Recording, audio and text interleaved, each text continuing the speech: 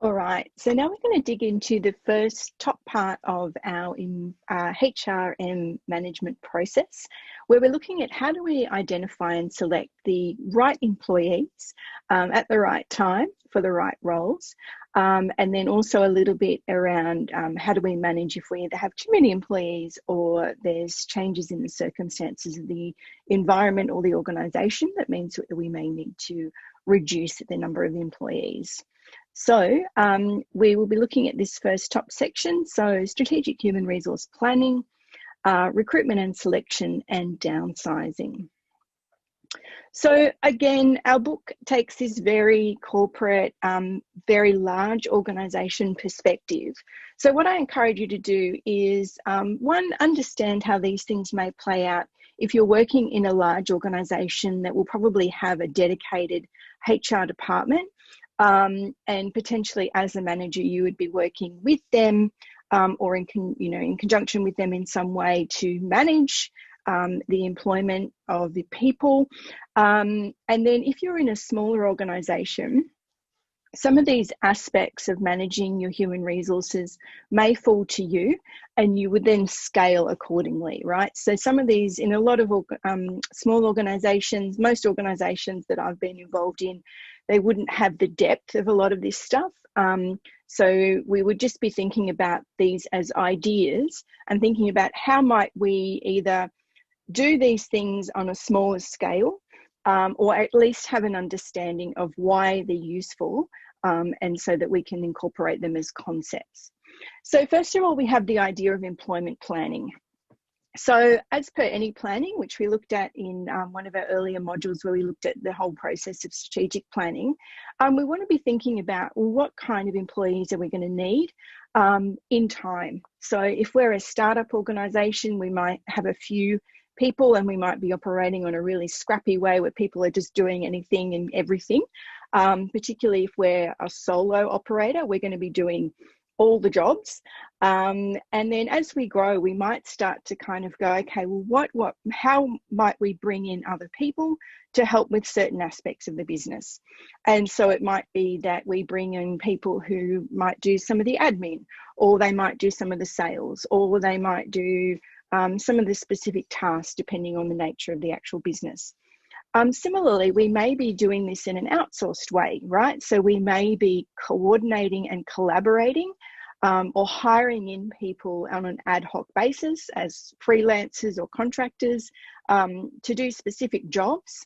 And so over time, we need to be thinking about, well, as this organisation grows or as the nature of the organisation changes in response to the environment or based on our strategy, that we've got in place, who are we going to need and what kinds of jobs are they going to need to be doing? And so we then start to think about our mission and goals translated into HR terms in terms of thinking about, well, what kind of people do we need in order to actually deliver on the mission and goals of the organisation? So we would do some strategic planning in that sense. So if we're trying to grow our business in a particular direction, maybe we're going to need people in a sort of sales type way. If we're trying to break into particular markets, maybe we need people with expertise in those particular markets. And so we'll hire people on that basis that they're going to be able to help us take the organisation in the strategic direction that we're hoping for. We then have these other things that I'll just go through one by one, but you can think about them in terms of how might they scale to the career that you're interested in or the type of organisation that you're going to be interested in. So first of all, we have this idea of the human resource inventory. So this is just a simple, it can be something like a list, right? So an inventory being a kind of catalogue of who is working in the organisation, who are they, what's their education, what's their background in terms of their training, what do they know, what particular skills do they have, maybe the languages they speak are particularly relevant, and some key capabilities. So, obviously if you're in a really small organisation, this might be just implicit knowledge that you know about everyone, but as the organisation gets bigger, it might be important and relevant to create this kind of inventory / catalogue of who is in the organisation, and what is it about them that is bringing something as an asset to the organisation. So, and then when we do the flip side, which is about the actual roles that employees will take on, we have, first of all, what we call a job analysis. So this is where we're going to be breaking down what actual jobs and behaviours are necessary in order to perform in this role.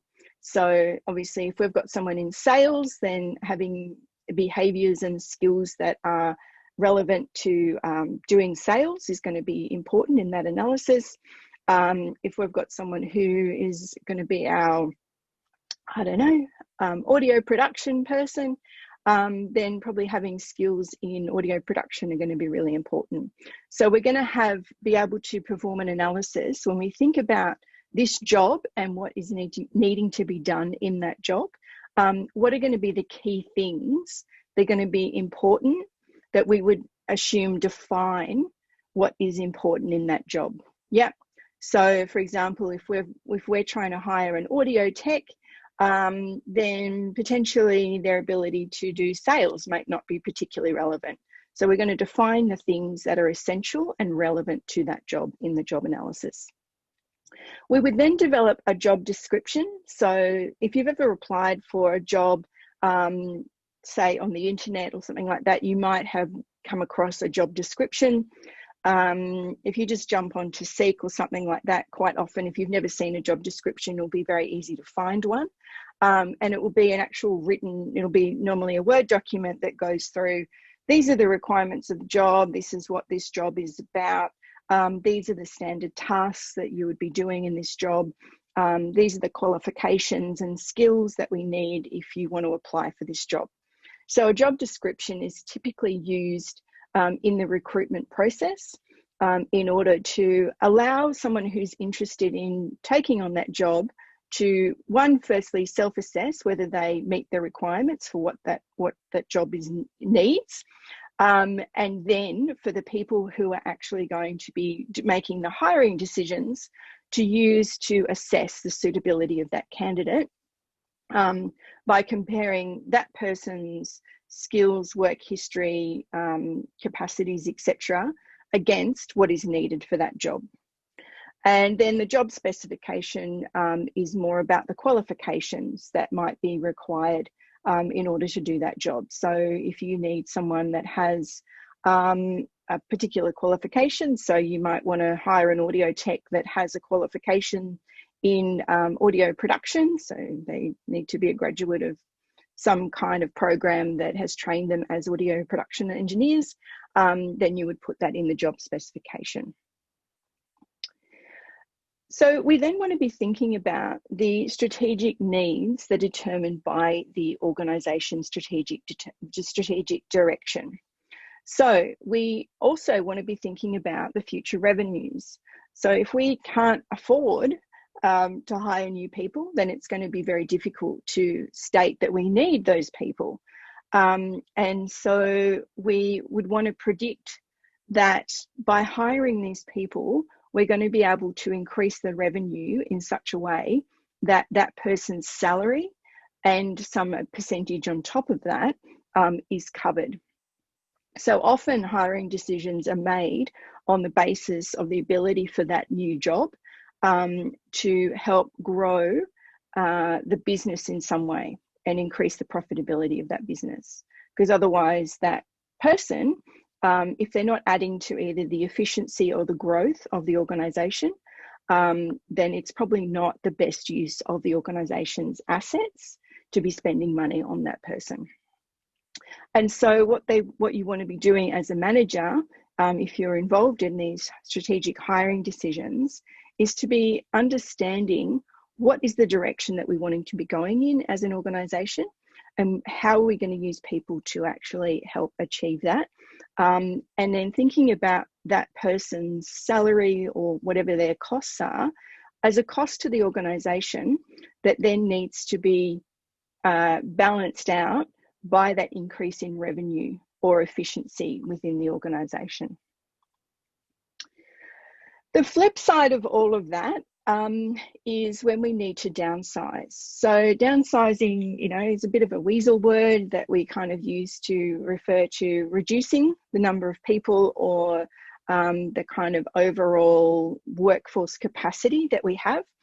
And this typically happens when there's been a downturn in the organisation. So either in response, maybe we've got a new competitor and we've lost business. Maybe we haven't done a good job and we've lost business. Maybe the market has shifted in a different direction and what we're offering isn't of interest in the work marketplace anymore. And so we've got a contraction of the business.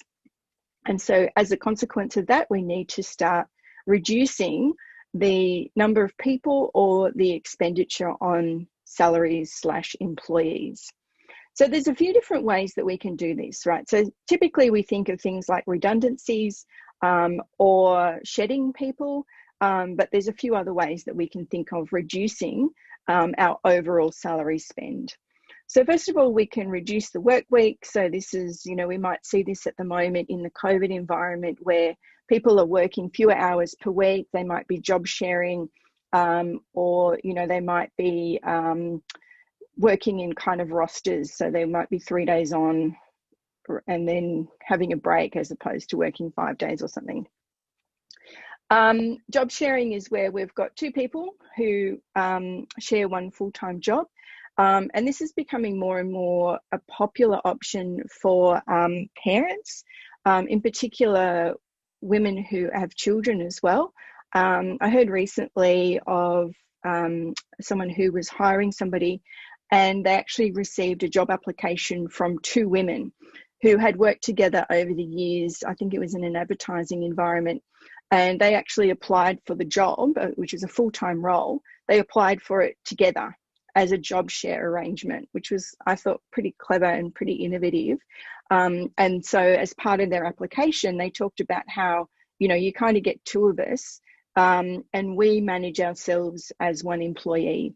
And however that worked for them, but I thought it was quite clever, the two of them teaming up together to present themselves to an employer and employer as a particularly potent or interesting employee. We can also move employees around, right? So we've got a different direction that the organisation is going. And so this part of the business isn't as strong anymore or isn't going to be our particular focus, and we want to move in this direction. And so we may redeploy people over into this area of the business. Or perhaps if people leave this part of the business, we can move people over there. So depending on the actual dynamics and the demands of the business, that's a way that we can think about our employees in a sort of general way and starting to think of, rather than shedding them because what they do isn't necessary anymore, perhaps we could redeploy them over here. One that's often used, particularly in government and large organisations, is what we call attrition, which is where if somebody leaves the organisation, perhaps they resign or they retire, they're just not replaced. And so the work they did is then redeployed and redistributed to other people in the organisation, or it's expected that other people will do whatever that person did. We also have ways of sort of encouraging people to leave the organisation and incentivising them to do so, either through early retirement or redundancy, which is where sometimes redundancy isn't necessarily choice, but we may have redundancies. We're seeing this a lot in the COVID environment at the moment, where large organisations are offering people to take redundancy packages. And so people then apply and say, yep, I'm happy to take one of these redundancy packages. So it's not a forced redundancy, but the organisation is acknowledging that they do need to shed some staff because of their decline in revenues. And so if people are willing to take one of those, they can. Forced redundancy is more where we start to say, okay, we need to remove this number of people from the organisation, or perhaps we're going to shut down a particular aspect of a business, and so that function in the business isn't going to be necessary anymore. So by definition, a redundancy suggests that that role is no longer needed, and so we're eliminating the position, not necessarily the person, but the person is a consequence of reducing that position. And then there's firing, which is where, you know, we just terminate an individual for whatever reason, either because of underperformance or because the organisation no longer requires them for some reason. All right, so let's dig into the idea of recruitment and how do we actually start to locate, identify and attract the right people to our organisation. And as you can imagine, in the music industry, it's a fairly competitive industry where we have a lot of people. It's a quite attractive industry to work in, and we have a lot of people who are both attracted to the industry, and we also have a lot of musicians who aren't necessarily able to support themselves as musicians, and so they want to work generally in the industry. And so this tends to mean that we have quite a competitive employment environment where we have a lot of people and quite likely more people interested in roles than we have jobs for. And so in a lot of cases in the music industry, people come in through referral or through direct involvement in organisations, rather than necessarily what would be more common in the sort of more corporate and traditional industries where they would advertise for positions, people would apply for them, etc., etc. And so as managers, we sort of need to be aware of this in the sense that, are we actually attracting the best people and the right people who we're going to be wanting, who are going to do the best job for our organisation? And so we have these different ways that we can start to search for employees. And the other thing that is more and more common, particularly in industries like the music industry, is this idea of independent contracting, which is where rather than being employed by the organisation, you're either your own independent company that then comes in and does a job, or you're a freelancer, or you're working for another organisation that then that organisation contracts you across. So, for example, staging hire companies, roadies, those kinds of activities will often work through some kind of agency and come in on contract bases. So being able to screen and select the right applicants is pretty critical to ensuring that the right person is being hired for the right job. And so we have these terms called reliability and validity, which sit underneath the way that we use selection processes when we're thinking about screening and hiring and assessing who is the right person for the job. And so again, this part of the book makes the assumption that we're going through that very traditional recruitment process where people will, you know, write a letter applying for a job. Maybe they'll respond to some kind of selection criteria, which is what you might see in a lot of big organisations, particularly anything that's government related or non-profit. They'll often have a set of selection criteria that you'll need to respond to in applying for that job. If not, you'll at minimum need to write a cover letter and attach your CV for whoever is making the selection process and reviewing the applications for the job in order for them to assess, are you the right person for the job? And so we have these two terms. So reliability, which is where we're looking at, is the way that we're assessing these applications measuring the same thing consistently. So if we're trying to understand whether their qualifications are relevant to the job, then are we assessing their qualifications consistently, or are we just saying, oh, well, this person has this certificate, and this person doesn't have a certificate at all, but that's okay, right? So if we're using the qualifications of the person as a way that we're going to measure their suitability for the job, we need to be able to apply that consistently in order to assess that what we're measuring and using to assess their suitability is consistent across each candidate. And then validity is where we're trying to make sure that whatever we're using to select a candidate is relevant to the actual thing we're selecting for.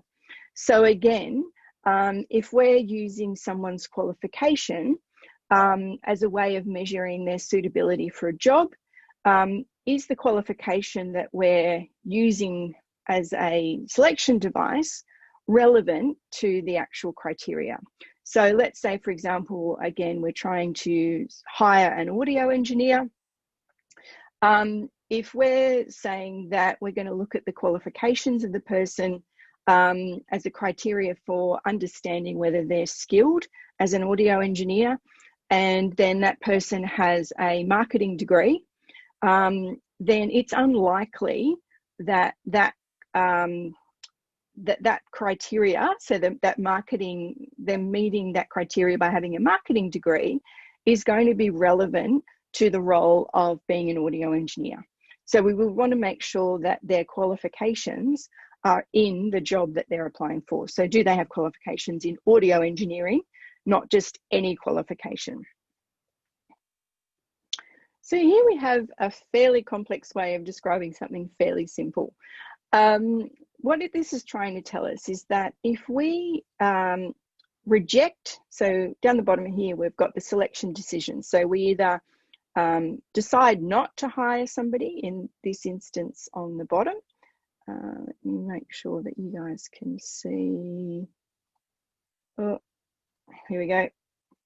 So in this area here, this is where we're deciding not to hire somebody. And here we're deciding to hire them. And along this axis, this is whether they end up being unsuccessful at the job, so poor performance, or whether they'll be good at the job up here. So what this is saying is that if we decide not to hire the wrong person, then we've made a correct decision. Yep. If we decide not to hire someone who would have been great at the job, then we've made what they call a reject error. So we've rejected the person, and that was a mistake. We should have actually hired them. If, on the other hand, we hire, so make an accept decision, so yes, you get the job, but they're not right for the job, and so they're unsuccessful in their job performance, then we have what we call an accept error. So we've hired the wrong person because they're not right for the job. And so what we want to be aiming for is deciding to offer the job, so accepting that person's application, and for them to be successful at the job, right? So pretty intuitive, pretty obvious, but this is how they've decided to communicate it to us. So what we want to be doing is hiring the right person and not rejecting the right person. So the ways that we can do this are, so often we'll get people in for an interview, and often what that does is actually just enable us to test people's ability to perform in interviews. What's more and more common now is this performance simulation test. So you may have encountered this if you've ever been, like cafes often use it, where they'll get someone in for a trial and they'll actually get someone to, perform the job and see how good they are at it. So, if you're trying to hire a barista, get them to make a couple of coffees, and that will help you understand their ability to make coffee much better than interviewing them and asking them how good they are at making coffee. This obviously gets a lot more complicated depending on the nature of the work. So someone's ability to, perform a marketing campaign or deliver on a marketing campaign is a lot more difficult to observe in real time than someone's ability to make coffee. And so we need to be able to create micro ways or getting them to describe ways they may have done something in the past. So in an interview scenario, what you may encounter, and is more common these days, is where they will actually give you a scenario, or they will ask you to describe a time when. So it's, if, for example, you were hiring a marketing manager, you might ask them, for example, okay, so in our organisation, we're trying to break into this new market that is about, I don't know, breaking this new act that is a hip hop band. How would you go about it as if you were our marketing manager? And so you would actually get them to describe what their strategies might be in order to break a hip hop act into the market or whatever it is.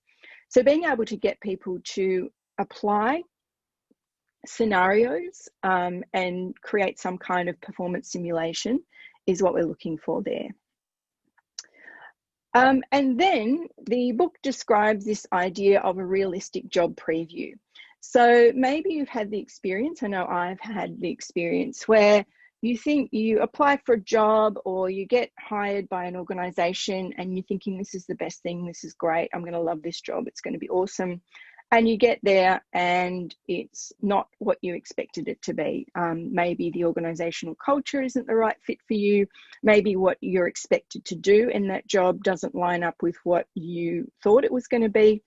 And so a realistic job preview is a way of giving the employee an understanding and a picture of what it's going to be like to perform that job in the company.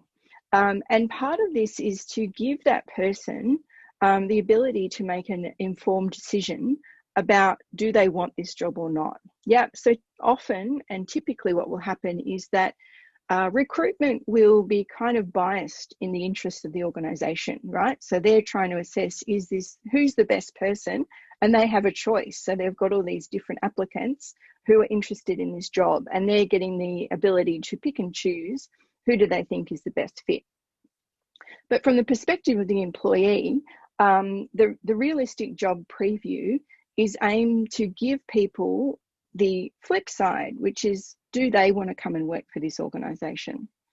And so part of this is to try and reduce or eliminate the likelihood that someone will start in an organisation, look around and go, this isn't the job for me, and quit fairly quickly after they've begun.